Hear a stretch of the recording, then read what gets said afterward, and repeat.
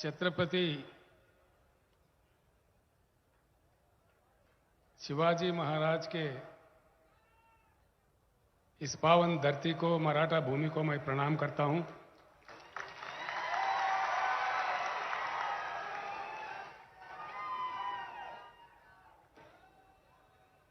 माननीय शंकरन दोंडगे जी, ex MLA, Harshvardhan Jadhav जी, ex MLA, हरिभाव Rathore जी, x MP,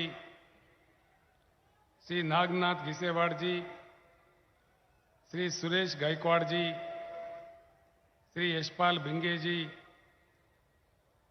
Prahlad Rama Rao राकोंडे जी, जकीर गौ साहब, दिलीप दोंडगे जी, शिवराज दोंडगे जी और दीपक आत्रम एक्सएमएलए साहब, मंच पर उपस्थित सारे नेतागण, तेलंगाना राज्य से आए हुए साथी एमएलए, एमएलसी, एमपी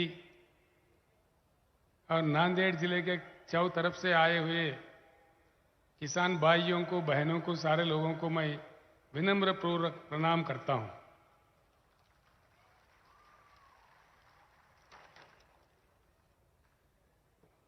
कल परसों कुछ लोग मेरे पास पश्चिम महाराष्ट्र से आए थे। वो मुझसे लड़ रहे थे कि बार बार नांदेड़ जा रहे हो, क्या शोलापुर नहीं आना है? मैं बोला भाई जरूर आएंगे, लेकिन नांदेड़ में जो प्यार ज्यादा मिल रहा है इसलिए मुझे वहां खींच के लेकर जा रहा है। ये जो आपका प्रेम है, मुझे कुछ ही समय में दोबारा यहां आना पड़ा है। अच्छी बात है। इस सभा में आने वाले लोगों को रोकने के लिए गांव में दावतें दिए जा रहे हैं, बकरे भी कट रहे हैं। ये बात मेरे से ज्यादा आप अच्छा जानते हैं। और अभी मुझे खबर मिला है कि नांदेड़ चौराहे के पास लोगों को यहां नहीं आने देने के लिए डाइवर्ट करके बाजू किए जा रहा है। ऐसे काम बहुत देखने को मिलते हैं। लेकिन एक बड़ी किसानों की तूफान अगर आ जाए, ये सारे चीज हमको नहीं रोक पाएंगे।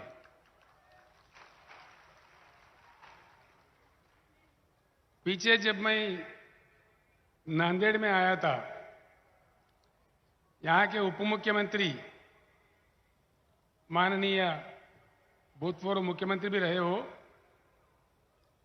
देवेंद्र फडणवीस जी मेरे बारे में कुछ कह रहे थे कि चंद्रशेखर जी, आपका काम तेलंगाना में है, तेलंगाना को देख लो, यहां क्या काम है। मैं भारत का नागरिक हूं, भारत के हर एक राज्य में मेरा काम है। दूसरा बात यह है, मैं साफ बताए देता हूं कि तेलंगाना का जो मॉडल है, किसानों को निवेश के लिए हर एकड़ में 10,000 रुपए देना चाहिए। नंबर 2, किसानों को 24 घंटा उच्च गुणवत्ता वाला मुफ्त में बिजली देना चाहिए। तीसरा, किसानों को जो प्रकल्प से, यानी प्रोजेक्ट से पानी दिया जाता है, जिस प्रकार से तेलंगाना में फ्री में देते हैं, मुफ्त में, प्रकल्प का पानी भी फ्री देना चाहिए। तीसरा, चौथा, किसान का जिस किसी तरह भी दुर्भाग्यपूर्ण अगर देहांत हो जाए तो 5 लाख रुपए का बीमा दिलवाना चाहिए।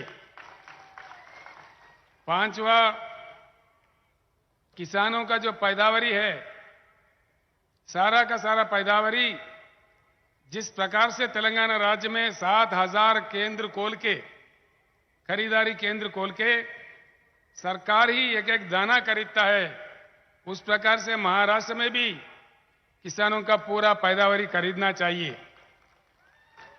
देवेंद्र फडणवीस जी, आप ये काम कर दो, इसका आश्वासन दे दो, मैं महाराष्ट्र में आऊंगा, आना बंद कर दूंगा।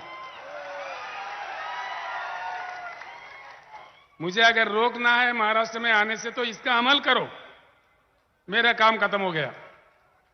अगर जब तक नहीं करोगे तब तक जबरदस्त आता रहूंगा। आप ये वादा पूरा करो, मैं नहीं आऊंगा। जब तक ये नहीं करेंगे तब तक हम जरूर आते रहेंगे और लोगों के साथ मिलके, किसानों के साथ मिलके किसानों के हक के लिए जरूर लड़ाई जारी रखेंगे। इसके साथ एक और बात भी है। हमारे दलित वर्ग, हमारे आदिवासी वर्ग भी सदियों से परेशान है, ये हम सारे जानते हैं। उनको कैसे उनके हालात पे छोड़ेंगे, कब तक छोड़ेंगे, कितने और सदी उनको पीड़ा उठाना पड़े, ये देश के लिए, नागरिक समाज में अच्छी बात नहीं है। इसी को सोच के हमने तेलंगाना राज्य में एक बहुत जबरदस्त स्कीम, दलित बंधु नाम का स्कीम लाए हैं। हर घर को, हर दलित परिवार को 10 लाख रुपए देते हैं, जो वापस नहीं देने होते हैं, और उनका इच्छापूर्वक जो काम वो कर सकते करें। इसका कोई बैंक लिंकेज भी नहीं है। देवेंद्र फडणवीस जी, ये अंबेडकर, भारत रत्न अंबेडकर जैसा एक डायमंड पैदा हुआ भूमि है महाराष्ट्र। अगर यहां दलित बंधु आप लागू करो, मेरे अपना महाराष्ट्र का दौरा बंद करूंगा, और जब तक नहीं करोगे तब तक बिल्कुल आऊंगा और लड़ते रहूंगा। बस ये शब्द मैं यही खत्म करता हूं और ये देवेंद्र फडणवीस के ऊपर छोड़ देता हूं, उनके विज्ञता पे छोड़ देता हूं। वो क्या करने वाले हैं, क्या नहीं करने वाले हैं, आगे चल के हम देखते हैं। भाइयों, यहां समझने की बात है। कोई लंबा चौड़ा भाषण भी मैं नहीं बोलूंगा। धूप भी कड़ी है, बहुत देर से मेरे इंतजार कर रहे हैं, मैं जानता हूं। लोग बाहर भी बहुत है, अभी गांव में, शहर में भी। मैं सिर्फ 2-4 बातें आपको समझाने आया हूं। 75 साल हो गए देश को आजाद हुए। भाषण बहुत सुने, पार्टियां बहुत बने, मुख्यमंत्री कहीं बने, प्रधानमंत्री भी कहीं बने, आमदार खासदार तो कितने हम बनाए, बेहिसाब बनाए। चुनाव आया, अब वाला जीत गया, कोई नया जीत गया, अब वाला हार गया, तो चेहरा बदलता है, पार्टियां बदलते हैं, लेकिन हमारा हालत नहीं बदलता।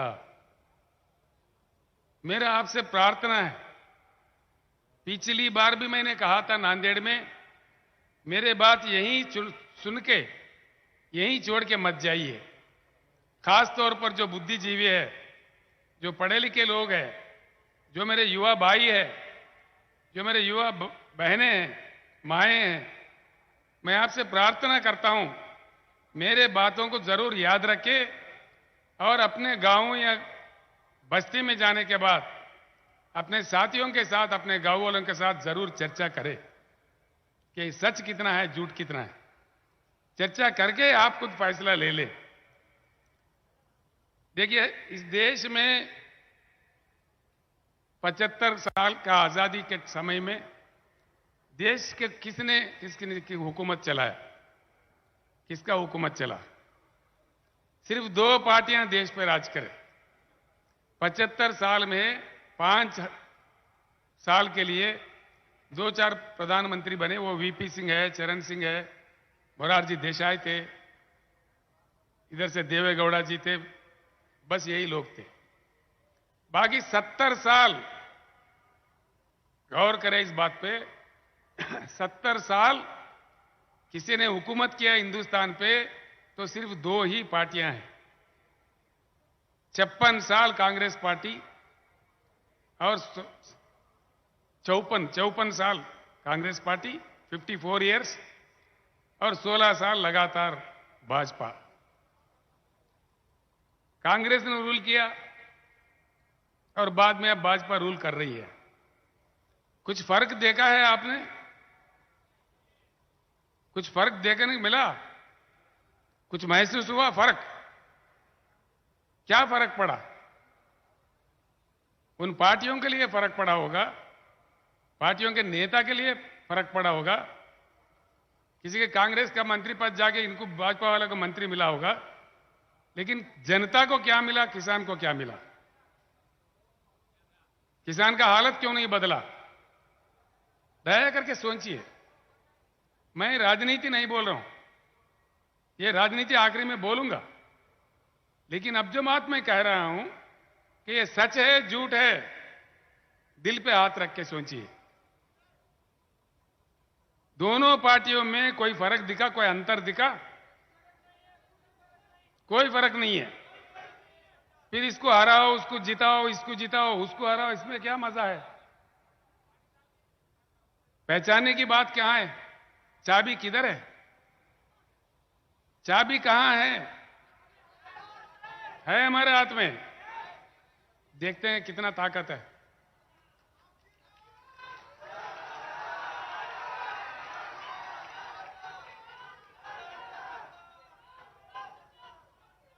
तो भाइयों, कुछ भी फर्क नहीं है। दो चीज और बताता हूं। भूमि तो हमारे पास बहुत है। ए बाबू तोंदर दिया ना फोटो, फोटो कहीं और से निकालो भाई। अमेरिका से, चाइना से, पूरी दुनिया में किसी अन्य देश से कृषि योग्य भूमि भारत में ही ज्यादा है। भारत का पूरी जमीन को अगर नाप ले, हमारा भूमि है 83 करोड़ एकड़, जिसमें सीधे ही 41 करोड़ एकड़ कृषि योग्य भूमि है। भारत का किस्मत अच्छा है, यहां सूरज अच्छा खिलता है, अच्छी बारिश होती है, क्लाइमेट अच्छा होता है, यहां आम भी उगता है, एप्पल भी उगता है। ऐसे हमारा देश है।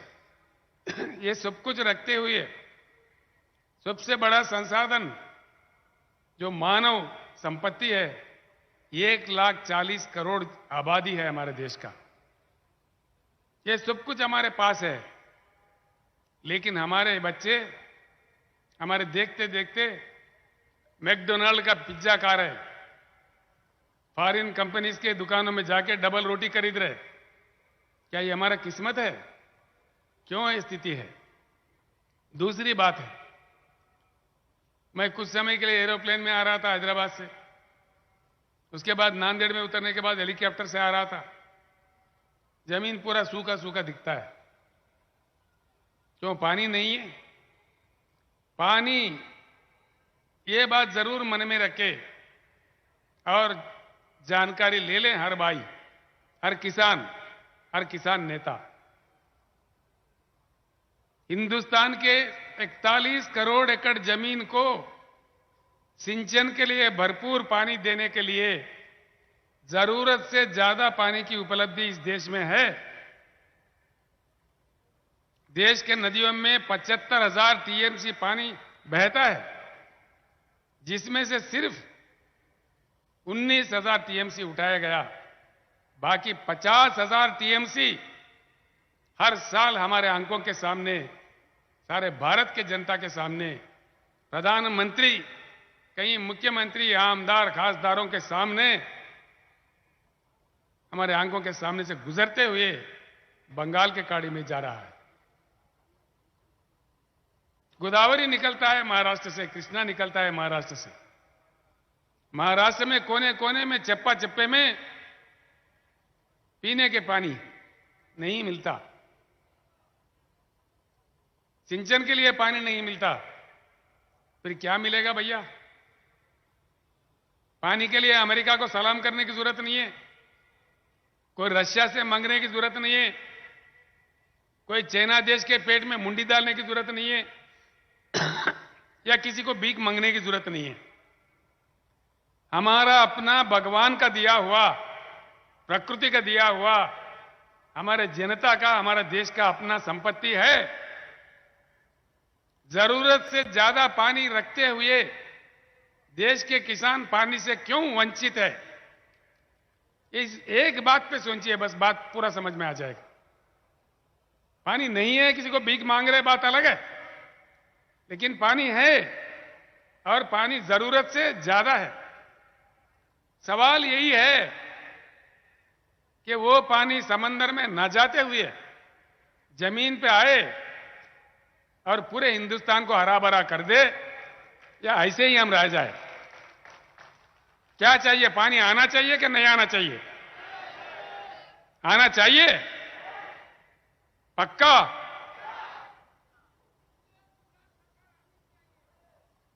एक बात है। दूसरी बात है, पानी नहीं दे रहे, भाषण दे रहे।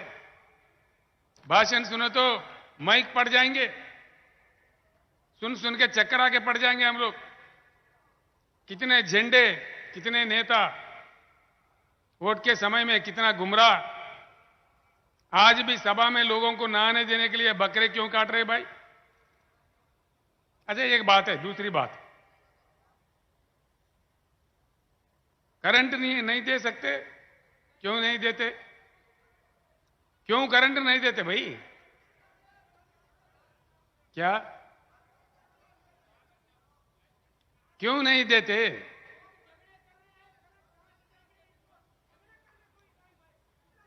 ऐसा है, पानी तो जरूरत से ज्यादा है, इस बात का जानकारी ले ले।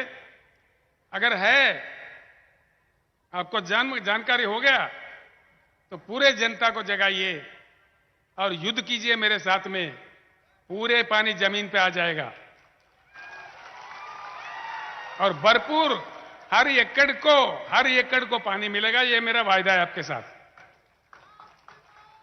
तो दूसरी बात है, बिजली, पर्याप्त बिजली, जितना चाहिए उतना बिजली देने के लिए हमारे अपने देश में महाराष्ट्र समेत कई राज्यों में बहुत सुंदर सा प्रकृति का दिया हुआ कोयला है। और वो कोयला कितना है हमारे पास? 361 बिलियन टन्स। 361 बिलियन। जो लिख लेना चाहे लिख ले। 361 बिलियन टन्स का कोयला हमारे पास ऑलरेडी है, जो पूरे देश को 24 घंटा हाई क्वालिटी पावर देने के लिए 125 साल के लिए भरपूर है। 125 साल के लिए। भाई क्यों नहीं देते बिजली?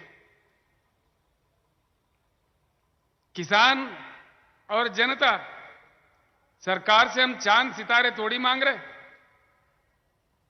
सोने के ईंट थोड़ी मांग रहे। भाई जो पानी भगवान ने दिया, बीच में इंसान अड़चन बन बैठा है। जो कोयला भगवान ने दिया, बीच में हमारे राजनेता, हमारे प्रधानमंत्री, हमारे मुख्यमंत्री बीच में अड़चन बन बैठे हैं। बस ये राज आप जान जाइए। देखिए, एक बात है, केसीआर एक बार आके गया नांदेड़ में, गुलाबी झंडा एक ही बार आके गया, एक ही लहर। क्या आ गया? किसान को 6,000 रुपए आ गया बजट में।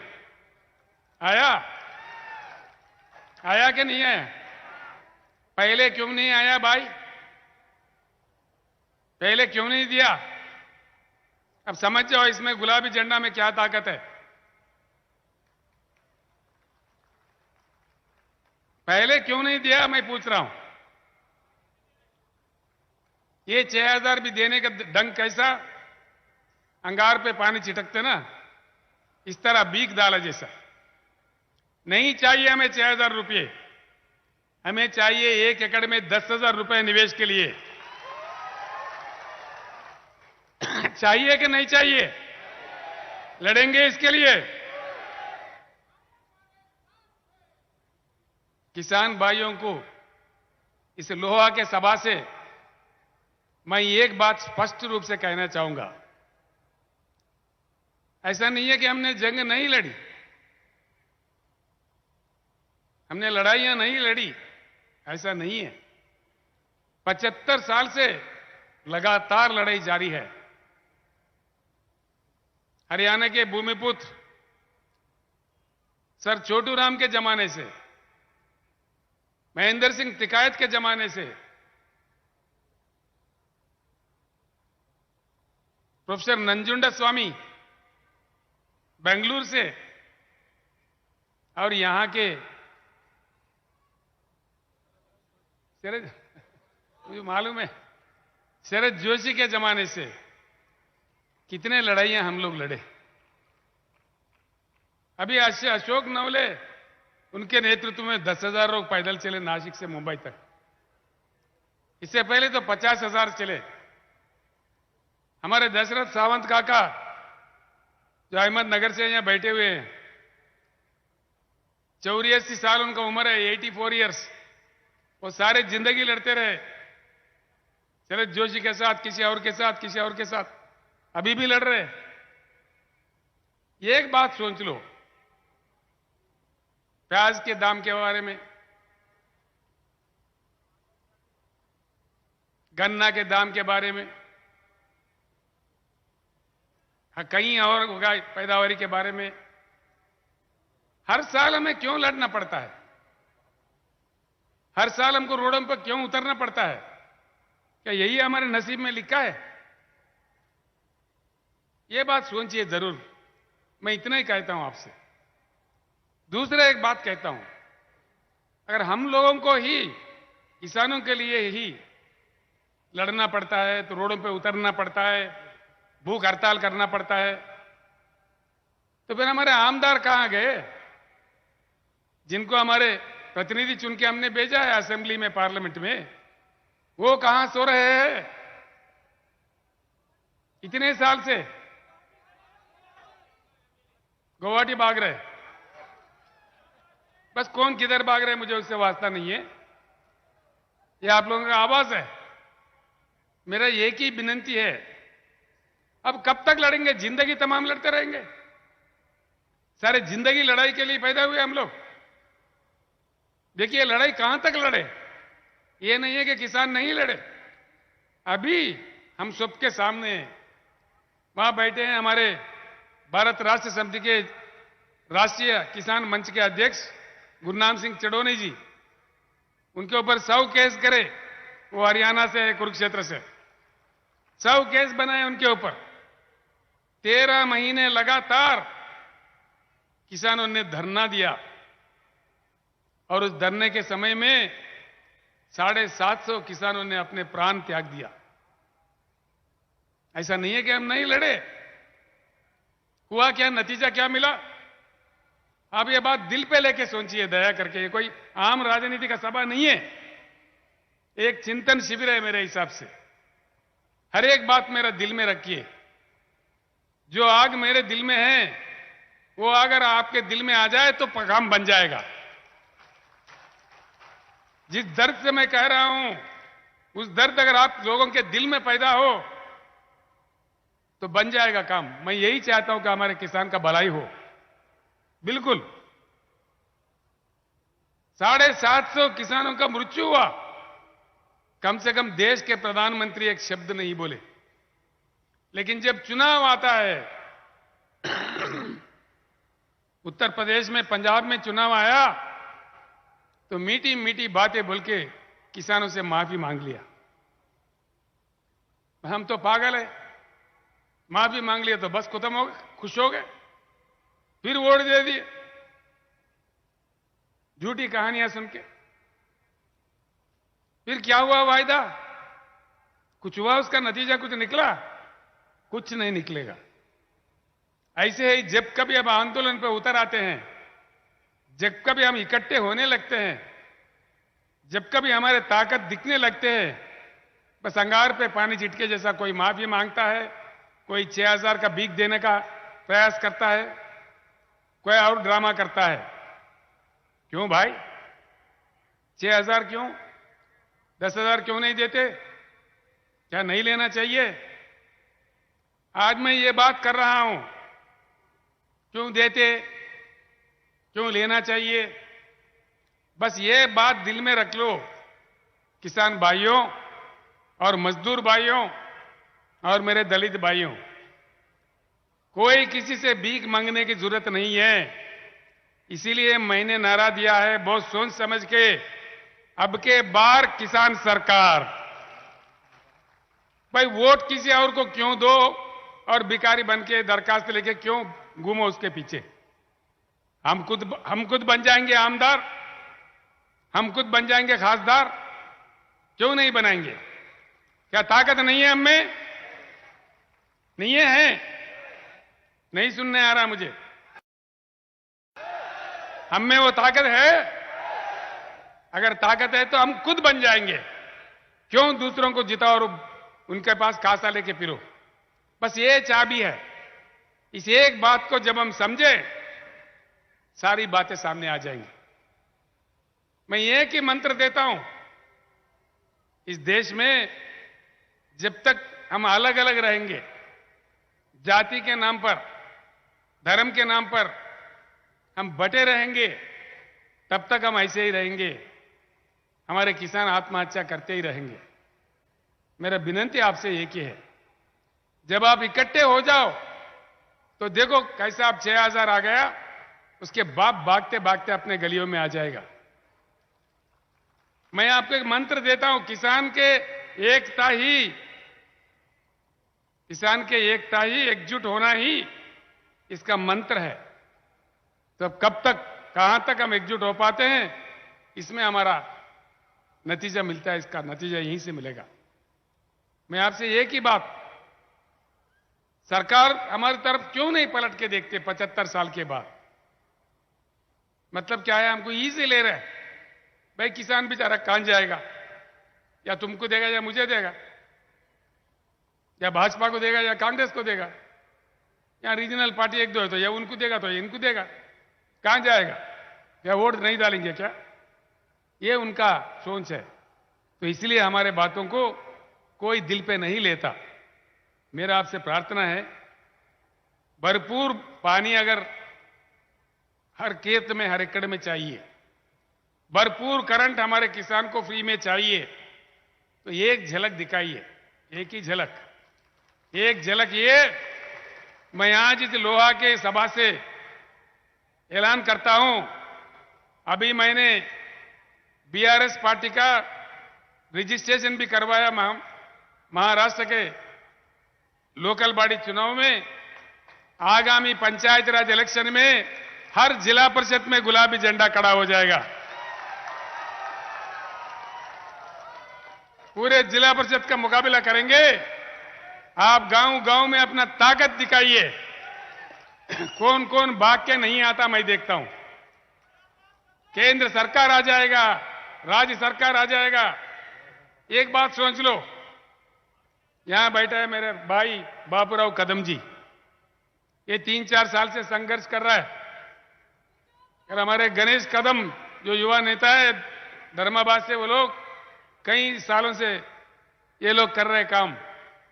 इन लोगों ने क्या किया, धर्माबाद में 80 गांव के सरपंच बैठ के रेजोल्यूशन पास कर दिए कि भाई तेलंगाना का मॉडल हमारे पास इंप्लीमेंट करो, या तो हमारे को तेलंगाना में मिला दो। इन्होंने ऐसा बात किया। तब जाके सरकार ने हुकूमत दिया कि भाई तटवर्ती जितने भी, बॉर्डर के जितने भी सरपंच है, नांदेड़ में जल्दी बुलाओ, मीटिंग करो। भाई बॉर्डर के सरपंच क्यों? भाई परभनी वालों को बुलाओ, औरंगाबाद वालों को बुलाओ, ओनली बॉर्डर वालों को क्यों बुला रहे? विदर्भ से बुलाओ, पश्चिम महाराष्ट्र से बुलाओ, सभी बुलाओ। न्याय करना है तो सभी के साथ करना है ना। तो इसीलिए मैं कहता हूं, गवर्नमेंट में घबराहट पैदा करना है, गवर्नमेंट को हमारे तरफ पलट के देखने के लिए मजबूर करना है, तो आगामी पंचायती राज चुनाव में अपना ताकत दिखाइए, एक झलक दिखाइए। क्या क्या नहीं आता, क्या क्या वाक्य नहीं आता, क्या क्या योजना नहीं बनता, आप खुद देख लेना आजमा के मेरे बात को। मैं एक बात बताता हूं भाइयों, तेलंगाना 8 साल 9 साल पहले यहां से भी बुरा हाल में था। हर दिन मेरे आंखों से पानी निकलता था। एक एक दिन 5 किसान 4 किसान आत्महत्या कर रहे थे। हम रोज रो पड़ते थे। आखिरकार एक बार मैंने इनको निवेदन किया, भैया मरना मत, कुछ समय के लिए बचे रहो, मैं करंट ठीक कर रहा हूं, मैं पानी लाऊंगा, आपको दूंगा बोल के समझा के उनको रो रो के हमको बोलते थे उनको। आज भरपूर पानी मिला, करंट मिला, निवेश मिल रहा है, सब कुछ मिल रहा है, तो किसान खुश हो गया। जो राज्य तेलंगाना महाराष्ट्र से भी बुरा हाल में था, आज सुधर गया है। तेलंगाना अगर सुधर सकता है तो इतना शक्तिशाली राज्य महाराष्ट्र क्यों नहीं सुधर सकता? ये सवाल आप सोच लीजिए। इसको सुधारने के लिए कहीं 10 साल 15 साल नहीं लगेंगे। महाराष्ट्र में तो और आसान है। तेलंगाना से आर्थिक शक्ति भी महाराष्ट्र में ज्यादा है, बढ़िया संपत्ति है यहां पे। जल्द से जल्द हमारा काम बन सकता है। तो इन बातें जो मैं कह रहा हूं, मन लगा के सुनिए। अन्य बातें भी है, कई बातें हैं, हमने आंदोलन भी किए हैं, सब कुछ भी किए हैं। तो एक बात ये भी सोचने वाली बात है, आज देश आगे चल रहा है कि पीछे चल रहा है? नांदेड़ में मैं प्लेन उतरा तो वहां लोग अधिकारी मुझे बता रहे, साहब आपको जल्दी निकलना है यहां से, 5:30 बजे लास्ट टाइम है आपका फ्लाइट का। मैं बोला क्यों भाई? नांदेड़ एयरपोर्ट को बंद किया जा रहा है। 24 घंटा चलने वाला एयरपोर्ट को अब दिन का एयरपोर्ट बना दिए, क्लोज कर दे रहे। मौजूदा एयरपोर्ट अगर बंद किया जा रहा है तो देश आगे भाग रहा है कि पीछे खींच रहा है? पीछे जा रहा है, क्योंकि ये तमाशा चल रहा है। और एक बड़ी बात, फसल बीमा योजना कभी किसी को मिलता क्या? पैसा हमारा जाता है बैंक को, लेकिन हमको वापस कुछ नहीं मिलता। फसल बीमा योजना, ये भी कितना बड़ा मजाक है। ऐसे कई मजाक मतलब हमारे साथ हो रहा है। इन सारे चीजों का समाधान मैं आपको एक ही बात बताया, आप लोग देख लीजिए, सोचिए। कुछ अन्य बातें भी हैं किसानों के अलावा। काफी लोग, मेरा एक ही प्रार्थना है, एक ही मंत्र है कि जातिवाद धर्मवाद छोड़ दीजिए, किसानवाद होना चाहिए। अगर हम किसान हो, किसानवाद पे एक समय के लिए, बस एक समय के लिए इकट्ठा हो जाइए, सारे समाधान उसी में से निकल आ जाएंगे। इतना गर्म धूप में आप लोग मुझे सुनने के लिए इतना दूर आए, मैं आप सब लोगों का आभारी हूं। काफी लोग आज पार्टी में शामिल भी हुए। महाराष्ट्र के चौ तरफ से मेरे पास कई डिमांड्स आ रहे हैं, आप चंद्रपुर में आ जाइए, आप सोलापुर में आइए, आप पश्चिम महाराष्ट्र में आइए, हर जगह आइए, ऐसे डिमांड्स आ रहे हैं। तो महाराष्ट्र में जल्दी से मेरे ख्याल से क्रांति आ जाएगा। ये क्रांति का भूमि है। यहां भारत के वीर पुत्र छत्रपति महाराज का ये जन्मस्थान है। और यहां शिव महाराज जो रिफॉर्मर है, उनका ये भूमि है। ज्योतिबा फूले सावित्रीबाई का जन्म धरती ये भूमि है। ऐसे पवित्र भूमि है। और भारत का संविधान रचने वाले बाबा साहब अंबेडकर का पैदा हुआ एक पवित्र भूमि है। इस भूमि में क्रांति की कमी नहीं है। मैं एक ही बात आप लोगों से निवेदन करता हूं, आखिर में एक ही बात मैं बोलना चाहूंगा आप लोगों से, भाइयों। आज 75 साल के बाद हमारे अनुभव बताता है, जो पार्टी आया हमारे साथ इंसाफ नहीं हुआ। ना ही पीने को पानी मिलता है, ना सिंचन के लिए पानी मिलता है। आखिर हमारा आत्महत्या पे भी इनको फिक्र नहीं है। वो लोग हमको लाइट ले रहे, हमारा मजाक उड़ा रहे। अगर हमको सीरियसली वो लोग ले ले तो एक झलक बताइए, वरना हम खुद आगे चल के किसान सरकार बना के हमारे सारे समस्याओं का समाधान निकाल सकते हैं। इसीलिए मैं आपसे फिर एक बार विनम्र पूर्वक विनती करता हूं, मैंने जो शब्द आपको बताए, मैं लंबा चौड़ा नहीं बोलते हुए आपको गुमराह भी नहीं करना चाहता। जो बात मैंने बताया है, आपके गांव जाके जरूर सोचिए। आखिरी में मैं एक शब्द और कहूंगा, जब सारे बातें संभव तेलंगाना में है, महाराष्ट्र में क्यों नहीं है? महाराष्ट्र में धन की कमी नहीं है, महाराष्ट्र में सिर्फ मन की कमी है। इस मन को अगर हमारी तरफ खींच रहा है तो हमारा एकत्रित होना, एकजुट होना ही एक ही काम है। कुछ ही समय में गांव-गांव में बीआरएस के नेता लोग आएंगे, मेंबरशिप बनेगा, बीआरएस के कमेटियां बनाएंगे। मैं आप सभी लोगों से निवेदन करता हूं, ये किसान का पार्टी है, किसान का झंडा है। हर गांव में इसको ताकतवर बनाइए, वो आपका ताकत बनेगा, आपके लिए लड़ता रहेगा। आपको शुभकामनाएं देते हुए हमारे पूर्ण विजय प्राप्त हो, हमारे आत्महत्याएं बंद हो, भरपूर पानी सिंचन के लिए आए और हमें पूरी सहूलतें मिले, भरपूर फ्री बिजली हमारे को मिले, ये मैं चाहता हूं और भगवान से पूरी प्रार्थना करते हुए मैं आपसे अपने भाषण समाप्त करता हूं। जय तेलंगाना, जय महाराष्ट्र, जय भारत। अब की बार ठंडा पड़ गए, गर्म ज्यादा बोलिए, अब की बार, धन्यवाद।